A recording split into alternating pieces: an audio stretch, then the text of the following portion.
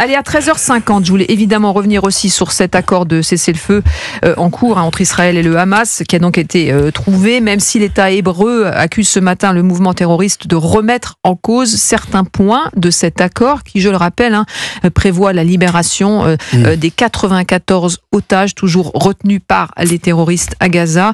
Mais la question que tout le monde se pose, c'est et maintenant ? Eh bien, on va écouter Manuel Valls, ministre des Outre-mer, invité de Sonia Mabrouk. C'était ce matin sur Europe 1 et CNews. Toute la région, tout le Proche et le Moyen-Orient sont bouleversés par ce qui s'est passé. Mais, bien évidemment, d'autres questions vont être posées.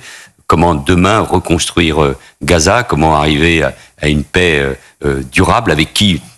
Sans aucun doute jamais avec le Hamas, avec une autorité palestinienne, mais qui a besoin de se régénérer. Oui, le temps de la diplomatie, de la politique, va incontestablement s'imposer. Mais la guerre contre le terrorisme, contre l'islamisme, contre les frères musulmans, cette idéologie totalitaire qui nous mène aussi la guerre partout en Europe et en Occident, cette guerre-là, elle n'est pas terminée. Olivier D'Artigol. Ce sera un processus en effet très long. Là, nous sommes sur une trêve. Donc la trêve, c'est en effet sur la question des otages, avec le point qui est donné à Donald Trump, mais en lien quand même à l'administration Biden, et avec une intervention très forte des Qataris, notamment du Premier ministre qatari qui a été très très actif, avec quand même une France qui est absente. Il faut quand même le dire que la France a pu peser diplomatiquement dans cette région-là du monde il y a quelques années, ce n'est plus le cas. Aujourd'hui, c'est États-Unis, Qatar, Égypte. Après, il faudra bien sûr, il y a des questions très lourdes. D'abord, la question des otages, la question de Gaza, de l'administration de la bande de Gaza dans la période à venir, comment les choses peuvent se passer, quel interlocuteur palestinien pour garantir un avenir à deux États, la situation politique en Israël, qui là aussi n'est pas simple. Donc il y a encore beaucoup de complexité et de variables.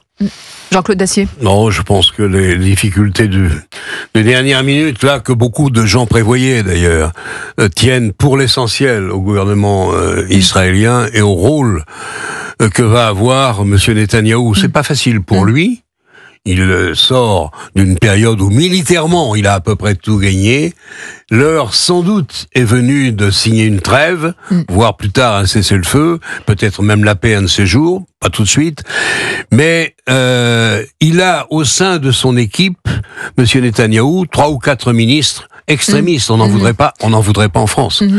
Et donc ils ont menacé, je sais pas où ça en est très bien, ils ont menacé de quitter le gouvernement, le Conseil de sécurité, etc., si un accord avec le Hamas était signé. Or, mais cet accord ne lui plaît pas à Netanyahou, ne lui plaît pas. Oui, ça, j'en sais rien. Parce qu'effectivement, le rapport poids-puissance, c'est-à-dire un otage pour 30 terroristes, possible, voire 50 quand c'est une soldate de Tsahal, c'est totalement disproportionné. On se souvient que Yahya Sinwar faisait partie des 1000 terroristes qui avaient été libérés. Il faut savoir ce que l'on veut, les otages. Vous y pensez de temps en temps aux otages ? Il serait peut-être temps tout de même d'organiser leur libération. Deuxièmement, il n'y a plus grand-chose à bombarder à Gaza. Maintenant, à mon avis, l'heure de l'international et de la politique a sonné. J'espère que c'est le cas et qu'il va falloir essayer. Ça va être très compliqué. On n'est pas sorti de l'auberge, mais on va petit à petit essayer d'organiser une région du Proche-Orient autour d'Israël qui à la fois garantissent absolument la sécurité d'Israël et en même temps évitent les tentations de l'annexion de la Cisjordanie, rebâtissent quelque chose de présentable à la bande de Gaza et puis essaient de trouver aussi une solution au Liban. Il y a beaucoup de boulot. Il serait peut-être temps de s'y mettre. Et la déclaration d'Emmanuel Macron dès hier soir a fait beaucoup réagir aussi. Il dit sur son réseau social, après 15 mois de calvaire injustifiable, soulagement immense pour les Gazaouis, espoir pour les otages et leurs familles. Ce soir, mes pensées vont à Ofer et Ohad. L'accord doit être respecté, les otages libérés, les Gazaouis secourus. Une solution politique doit advenir. C'est le sens des mots et surtout le placement de ces mots. Un calvaire injusticiable, soulagement immense pour les Gazaouis.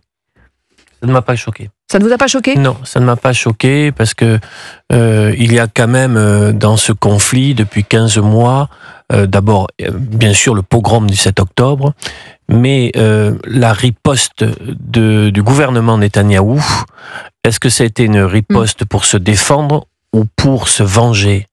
Et il semblerait que le bilan humain dans la bande de Gaza, pour les enfants, pour les femmes, pour les civils palestiniens, otages à leur manière aussi du Hamas, mais sous les bombes.